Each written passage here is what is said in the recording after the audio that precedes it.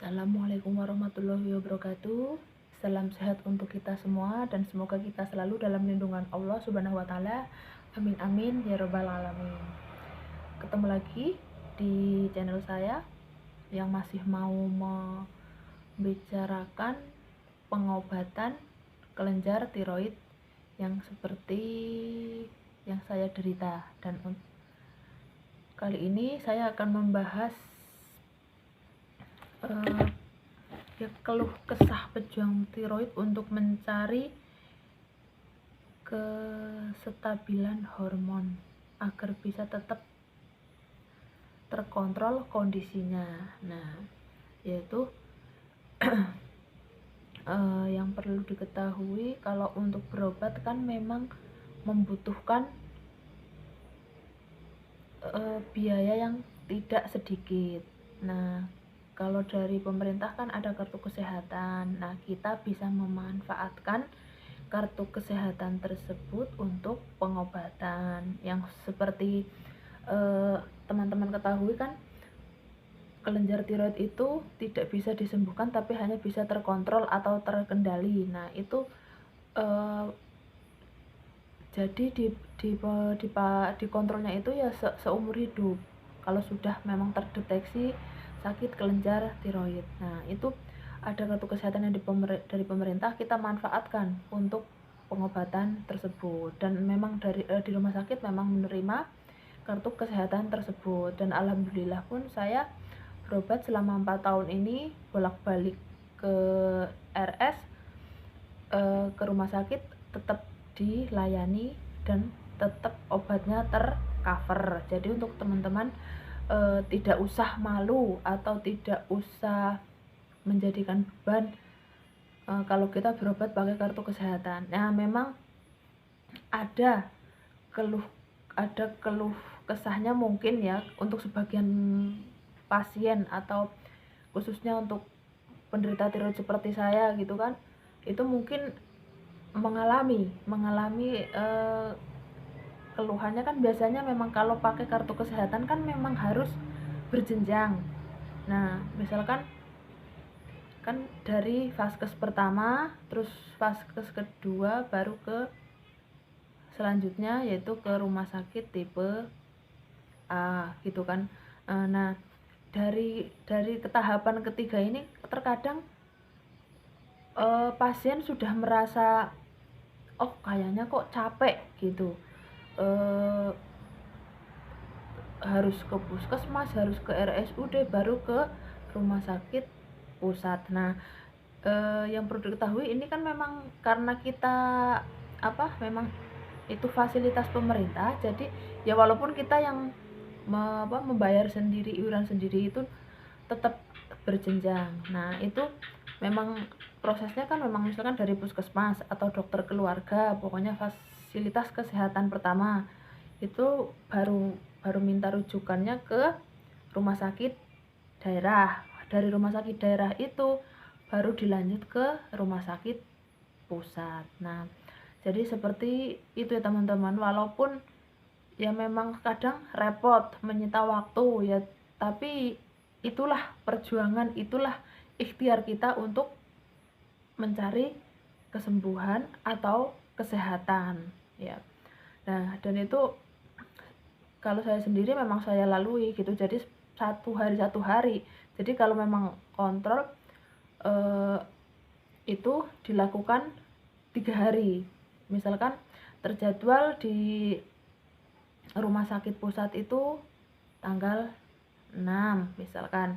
Nah, rujukannya itu misalkan tanggal 4 dari vaskes pertama, tanggal 5 vaskes kedua, tanggal 6 baru ke rumah sakit pusat. Jadi seperti itu, dengan menggunakan kartu kesehatan tetap berjenjang. Nah, kadang memang kendalanya pasien di situ suka jadi sudah kayak capek gitu kan, di sana toh juga ngantri gitu kan.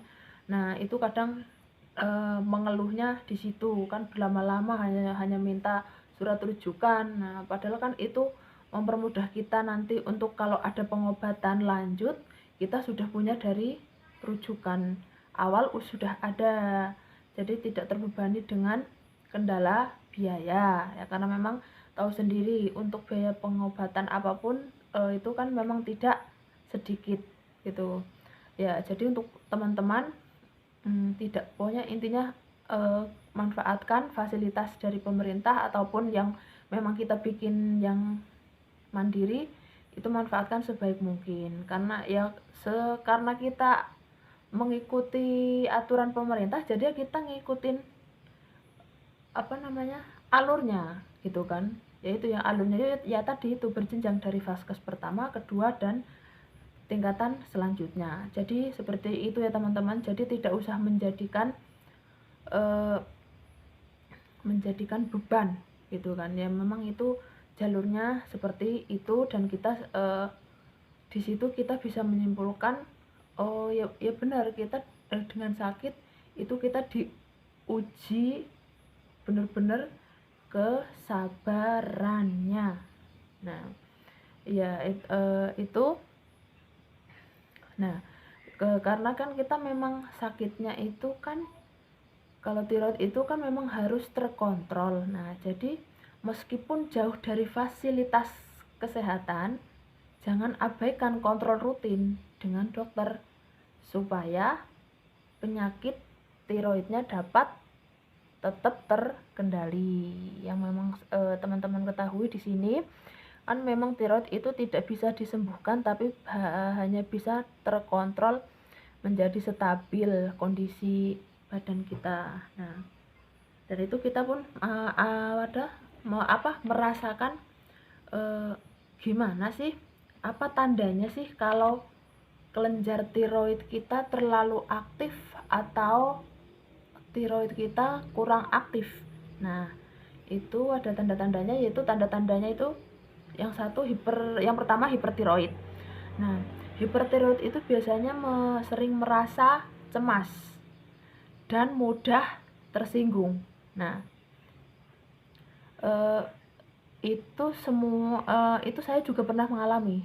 Memang kalau ada orang yang bicara misalkan apa gitu kan, hanya sepele sebenarnya, nah kita langsung diambil hati. Nah, ntar orang lain menilai pasti kitanya yang baperan gitu kan. Nah seperti itu. Jadi makanya kalau saya lagi di tempat umum atau di tempat sosial itu ya udah sebisa mungkin mengendalikan diri untuk menjadi pendengar saja ya. Soalnya kan kita mendengar pun memilah dan memilih itu perkataan yang kita bikin baper apa enggak gitu, jangan kita masukin hati gitu kan, seperti itu. Nah terus tangan dan jari gemetar.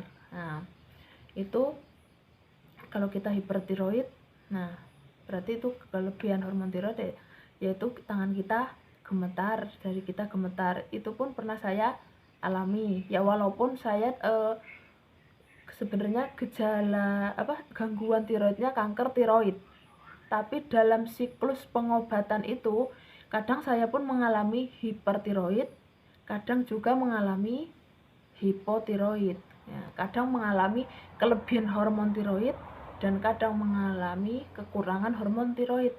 Karena memang tiroid saya sudah terangkat dua-duanya, jadi dikendalikan dengan obat. Nah kemungkinan saya bisa hipotiroid apa hipertiroid karena dosis obatnya tidak tepat. Nah itu makanya teman-teman, itu fungsinya kontrol, yaitu agar bisa mengetahui kondisi hormon tiroid kita, makanya dikontrol setiap bulannya. Nah jadi teman-teman itu ya, kontrolnya itu jangan diabaikan, harus kontrol rutin biar mengetahui kondisi hormon tiroid kita. Nah itu yang selanjutnya, yaitu denyut jantung menjadi lebih cepat. Ya kalau itu alhamdulillah saya tidak merasakan sih, cuman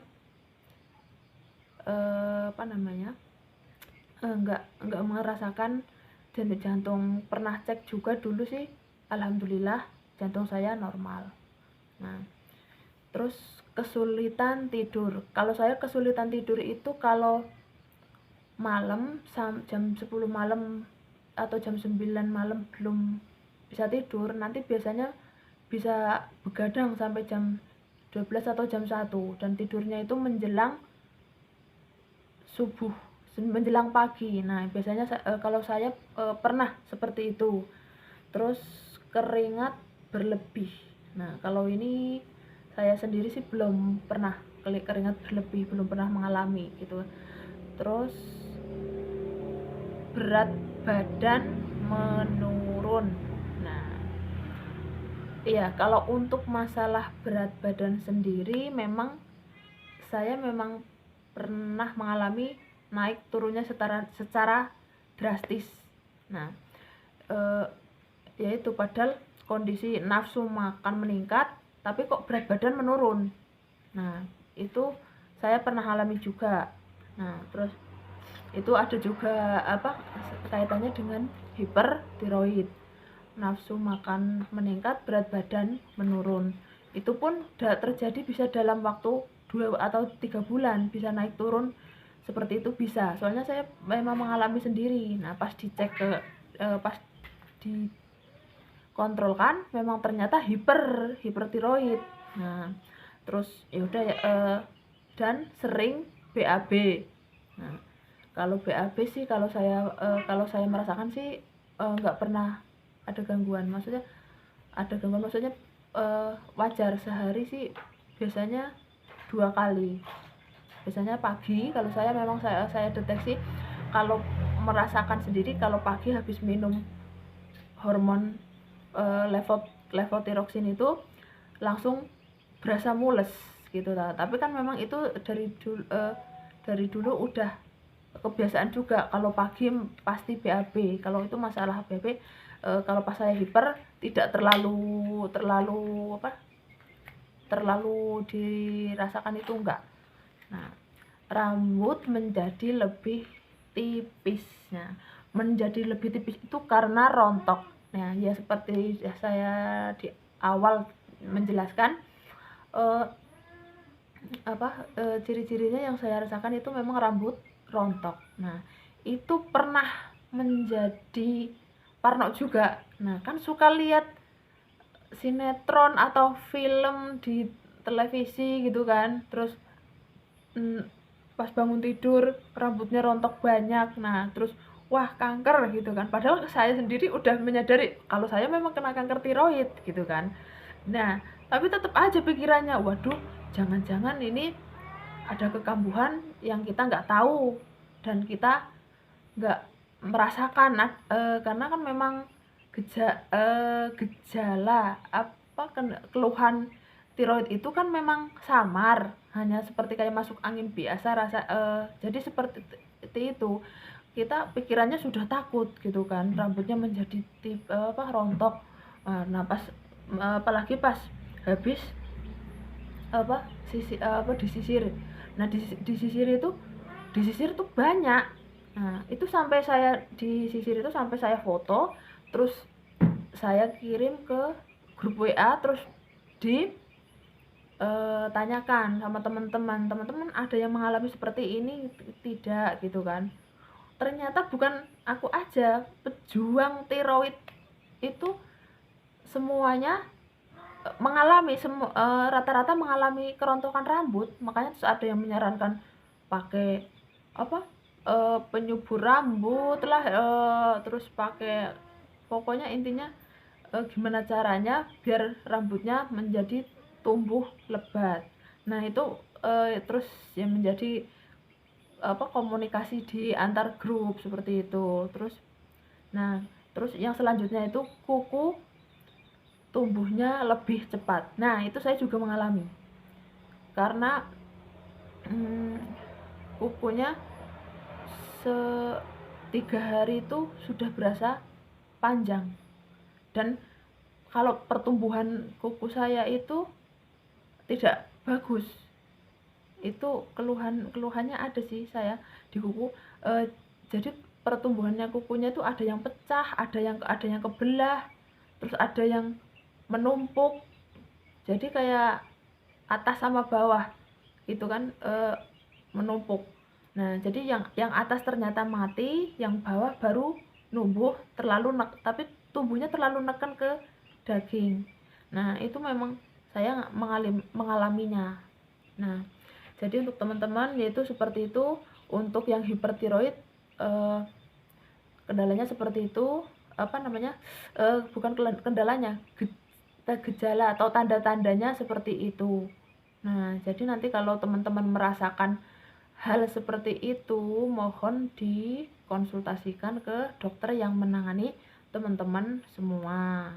Nah, untuk yang selanjutnya yaitu tanda-tandanya kalau kita hipotiroid.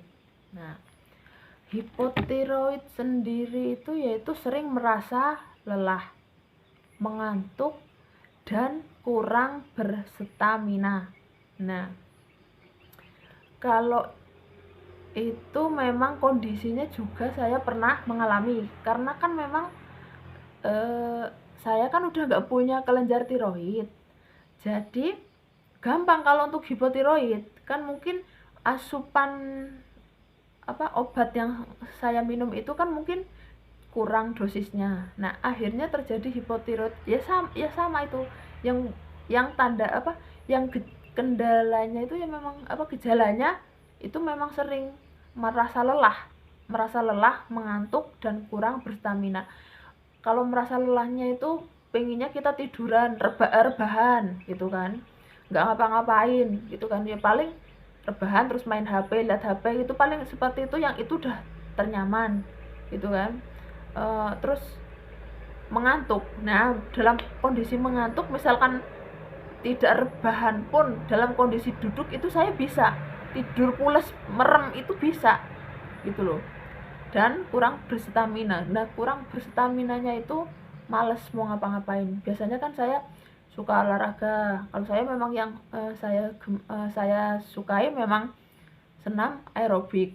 Nah, biasanya aja itu semangat, tapi kalau udah itu merasa lelah dan gampang mengantuk, otomatis staminanya turun, itu sudah tidak semangat lagi. Nah, tapi cuman kalau saya coba untuk lawan. Nah, jadi saya lawan, gimana caranya biar bisa bangkit, biar sehat. Kan mungkin lemes karena mungkin juga mungkin peredaran darah kurang lancar. Nah, akhirnya saya usahakan untuk senam aerobik. Nah, itu kalau itu tips saya seperti itu. Jadi kalau memang kita mengantuk, bolehlah merasa gampang lelah, itu bolehlah istirahat. Misalkan tidur siang. Nah, nanti kegiatan selanjutnya sore senam kalau mungkin paginya gitu kan, itu enggak apa-apa. Yang penting terkontrol, maksudnya terjeda, maksudnya ya istirahat, ya olahraga, ya kegiatan melakukan kegiatan pekerjaan rumah gitu kan. Pokoknya tinggal dibagi waktunya aja. Memang harus istirahat gitu kan. Nah, sampai tetangga itu sudah hafal kalau posisi saya kan memang di rumah sama anak berdua sama anak saya, bertiga, anak saya 2. Nah, kalau pagi kan mereka sekolah. Nah, itu kalau pagi, kalau saya udah nggak keluar rumah, itu tetangga sampai udah paham. Itu Mbak itu kenapa kok nggak keluar, jangan-jangan masuk angin. Itu paling nanti didatengin, diteriakin, dipanggil gitu kan. Nanti kalau udah pas pas keluar itu baru paling aku nyaut. Kalau enggak terus ada yang WA, sehat kan Mbak gitu kan, gak masuk angin kan. Nah, paling itu tetangga sampai udah hafal gitu kan, karena memang kan kondisinya saya sendiri, mungkin takutnya tetangga kalau takutnya mungkin saya kenapa-napa nggak ada yang nolongin kan, seperti itu. Tetangga sudah hafal alhamdulillah. Jadi tetangga kanan kiri care, dan itu suatu suatu anugerah, suatu berkah lah gitu kan, yang notabene saya jauh dari suami. Nah, tapi tetangga di sini menjadi seperti saudara. Nah, yang selanjutnya yaitu mudah tersinggung. Nah, kalau mudah tersinggung itu sering itu jatuhnya memang ke lebih lebih mudah emosi. Nah, itu memang saya akui iya. Gitu kan. Kadang saya untuk menahan diri agar tidak mudah emosi itu luar biasa banget kan. Ya memang kan saya berdampingan dengan saya kan ngurusin anak-anak. Nah, anak-anak itu kan ya memang dalam artian memang ya masih suka semaunya sendiri gitu kan. Nah, itu kadang hal sepele tuh jadi buat saya mudah tersinggung dan emosi akhirnya.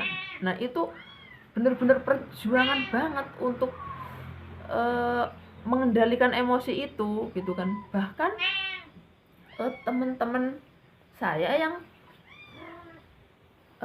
ada yang pernah bercerita itu kalau emosi itu pernah sampai yang benar-benar dilampiaskan ke anak. Nah, itu sampai anak kalau dia udah mau merasa emosi yang benar-benar meledak, nah itu dia langsung mengungsikan anaknya ke rumah orang tuanya gitu kan.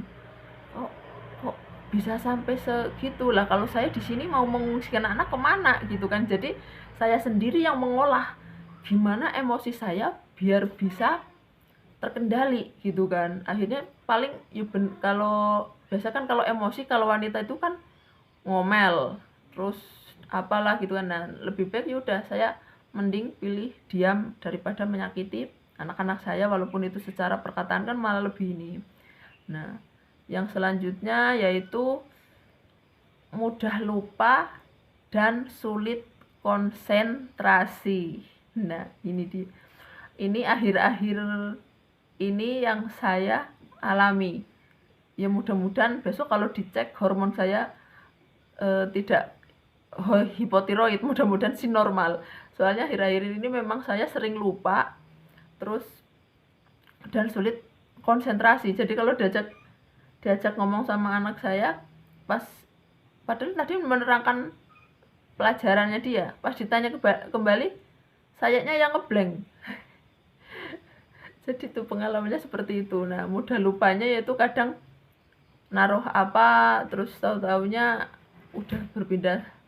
udah ke ruangan lainnya, terus nanti ternyata lupa terus seperti itu.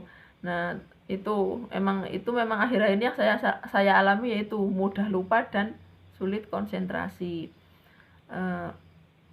Terus berat badan naik dan sulit menurunkannya. Nah, kalau berat badan sih kalau mungkin saya kan faktor genetik juga.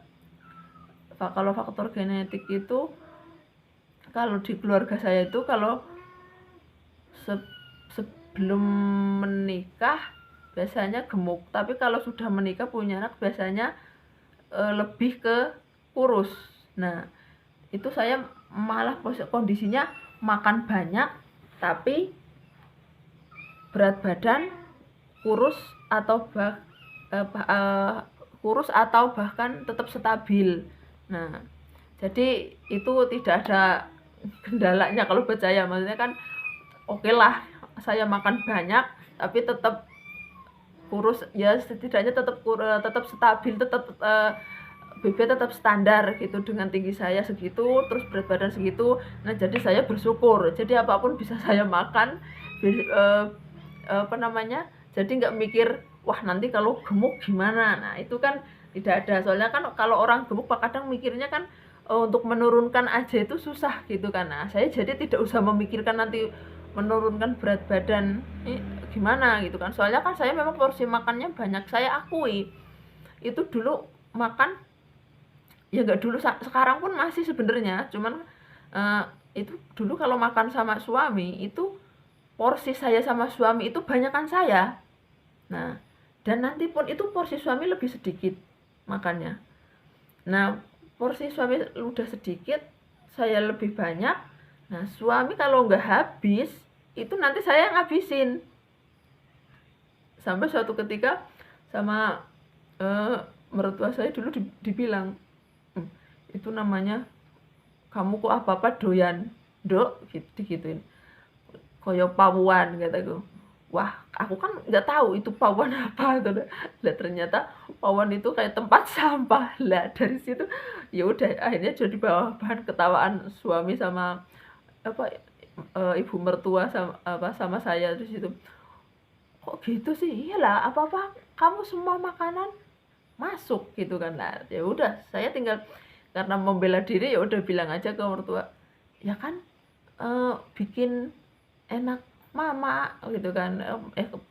Soalnya kan malah eh, saya menantu yang mudah makannya itu mudah, tidak sulit gitu kan. Istilahnya mau makan daun singkong, mau makan terong itu udah biasa gitu, nggak ada harus harus makan ikan, harus makan daging, harus makan, enggak, pokoknya apa yang dimasak ya saya makan, udah nggak komplain aku pengen makan ini terus masak ini, enggak pernah seperti itu, nggak pilih-pilih. Ya itu makanya itu teman-teman, saya bersyukur bisa makan banyak tapi berat badan tetap stabil gitu. Nah jadi perlu disyukuri itu kalau yang untuk teman-teman kalau makannya banyak tapi berat badan tidak naik. Nah, bersyukur makan apa aja, ayo semuanya semuanya bisa aman. Nah, terus yang selanjutnya yaitu kulit terasa kering.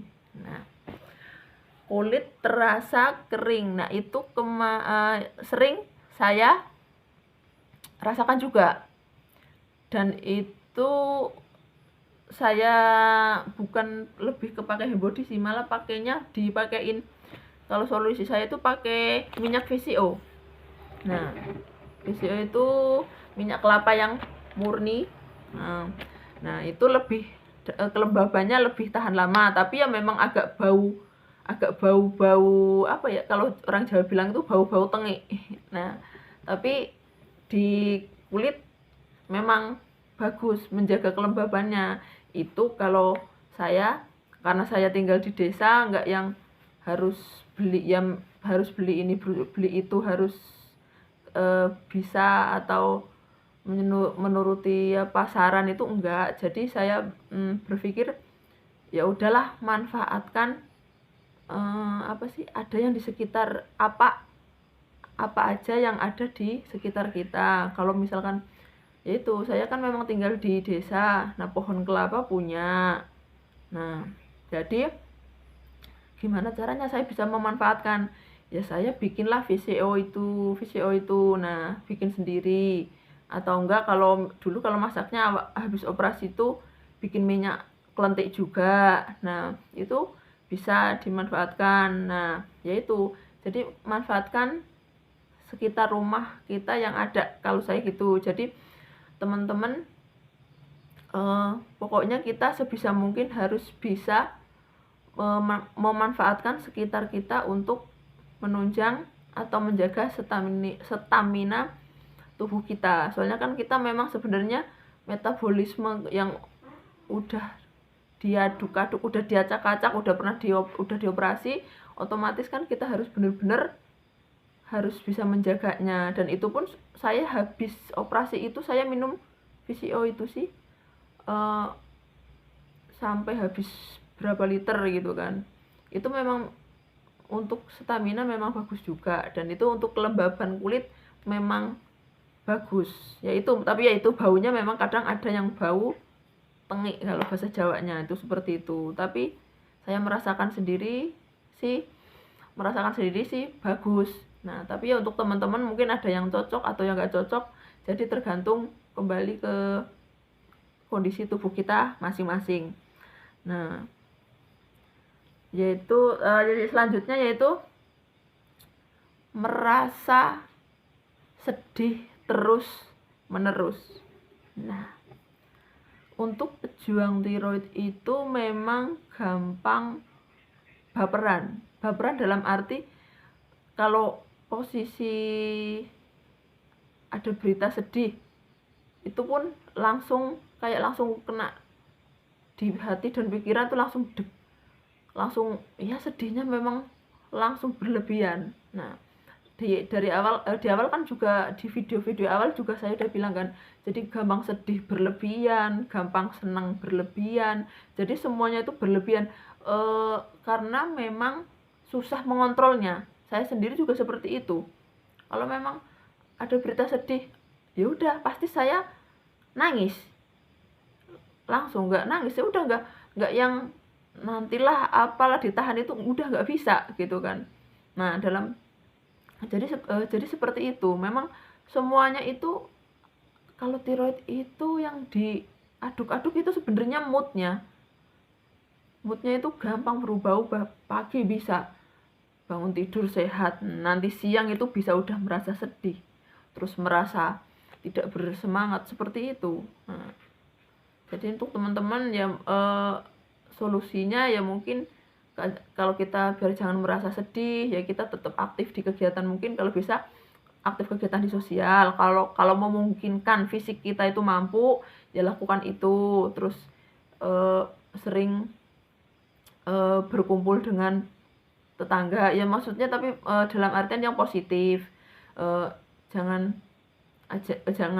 ya pokoknya untuk hal-hal yang positif aja lah gitu kan lakukan ya. Kalau misalkan butuh olahraga yang berkumpul dengan orang banyak ya itu malah lebih bagus, malah mensugesti kita juga, wah ternyata kita walaupun sakit kita bisa loh melakukan misalkan olahraga seperti mereka yang sehat. Nah kalau saya pun pembuktiannya pun seperti itu. Kalau misalkan senam kan masuk sanggar masuk tempatnya itu ya berkumpul, wah saya merasa bangga, saya tuh mampu ternyata seperti mereka yang sehat, yang tidak ada keluhan. Nah saya maksudnya jadi wah saya tuh meyakinkan diri banget kalau saya tuh sebenarnya sehat, walaupun memang sudah dalam tanda kutip sudah terdiagnosa kanker tiroid. Tapi ya itu memang semangatnya memang harus terbangun di situ. Jadi untuk teman-teman kalau berkumpul dengan dengan orang-orang itu jangan minder terus percaya diri hilang, itu tidak usah, malah harusnya menunjukkan teman-teman bisa buktikan, oh saya tuh walaupun sakit bisa loh, sanggup loh, mampu loh gitu kan. Nah jadi tuh malah menjadi sugesti kita juga agar kita lebih sehat. Nah kalau itu menurut pengalaman saya pribadi seperti itu. Nah untuk yang selanjutnya itu selalu merasa kedinginan. Nah ini juga yang saya alami selama terkena dari dulu, setelah terdeteksi ada benjolan itu selalu merasa kedinginan. Jadi walaupun tidur siang itu tetap pakai selimut, apalagi malam gitu kan, itu tetap pakai. Nah itu enggak, kadang kalau udah malam, sudah kondisi malam terus hujan deras itu tambah. Jadi yang kalau tidur itu pakai kaos kaki, pakai celana panjang, padahal di dalam udah pakai celana pendek misalkan, celana pendek, celana panjang, terus pakai baju, pakai jaket, masih pakai kerudung, itu sudah komplit. Terus masih pakai selimut tebal. Itu cara saya melawan hawa dingin. Nah nanti kalau sebelum pakai kaos kaki, paling kaki saya diolesin, telapakan kakinya itu diolesin entah itu hot in cream atau atau fix atau minyak kayu putih, itu seperti itu untuk mengurangi hawa dinginnya. Memang kalau saya memang nggak tahan hawa dingin, makanya kalau naik kendaraan pun misalkan naik motor terutama itu harus bermasker. Kalau nggak bermasker nanti akhirnya bersin-bersin dan pilek. Nah itu kan memang jadi kita memang rentan gitu kan ya. Jadi kita benar-benar menjaga gimana agar tetap kita menjaga kesehatan kita itu gimana caranya, kita kan yang tahu sendiri. Wah ini nanti kalau kesana hawanya dingin, kita nggak bisa, jadi kita persiapan pakai jaket dan lain-lain, baju tebal dan lain-lain seperti itu. Ya, jadi seperti itu teman-teman, kalau untuk mengurangi hawa dinginnya saya seperti itu. Nah, yang selanjutnya yaitu perubahan siklus menstruasi. Nah, perubahan siklus menstruasi saya juga alami karena saya kan memang pernah mengalami hipotiroid juga. Nah, siklus menstruasi itu saya dari bulan kemarin pun ini sedang mengalami. Biasanya itu saya jatuh di tanggal 20-an ke atas. Nah, ini kemarin saya maju terus sampai dari 17 terus ke 14 terus ke 6 terus ke 1.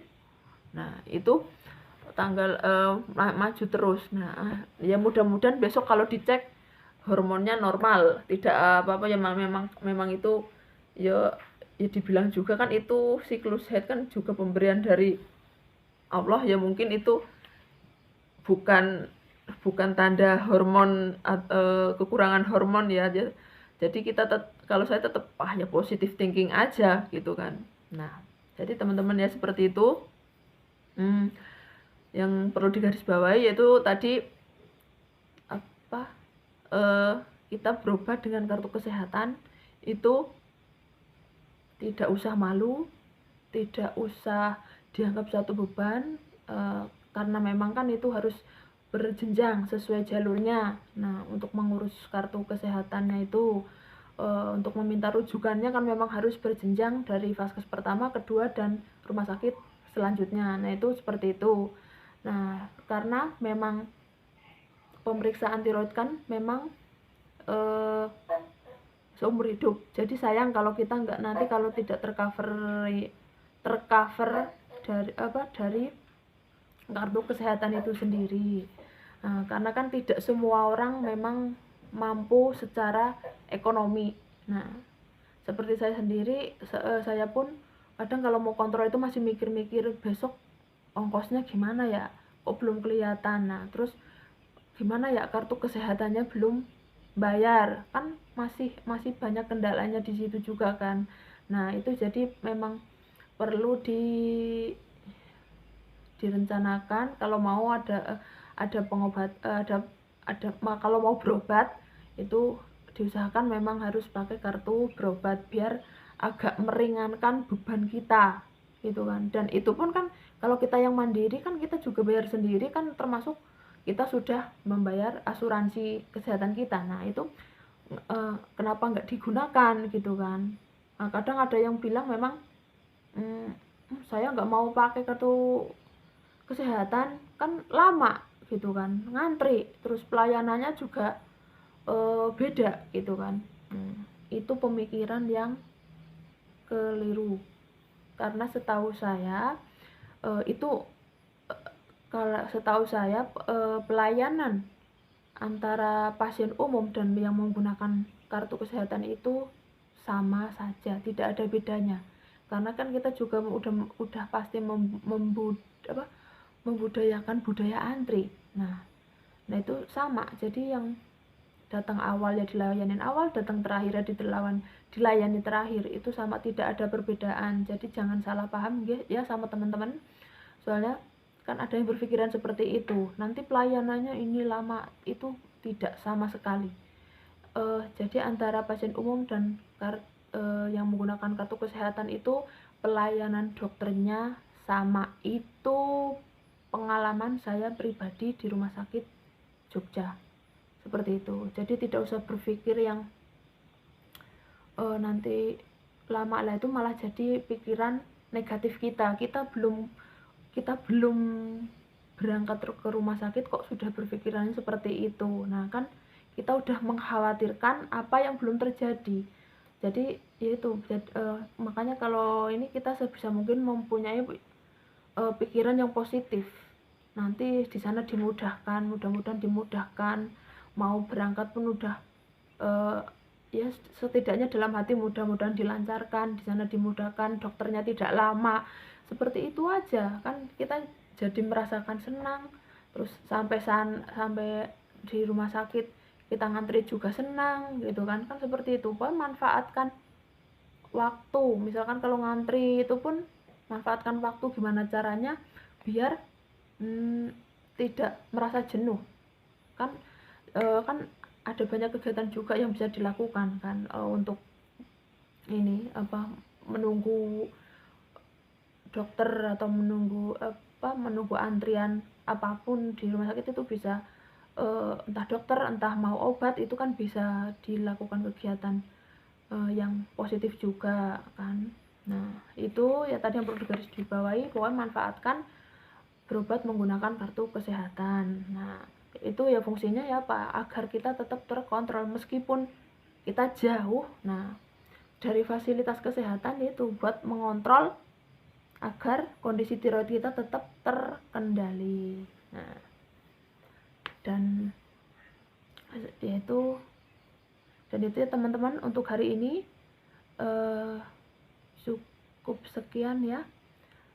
Pokoknya untuk teman-teman semua saya pesan, manfaatkan kartu kesehatan untuk pengobatan, karena tiroid itu pengobatannya seumur hidup.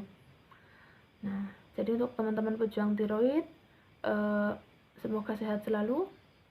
Salam sehat untuk kita semua. Mari kita bersama-sama menjaga kesehatan kita. Dan akhirnya, wassalamualaikum warahmatullahi wabarakatuh.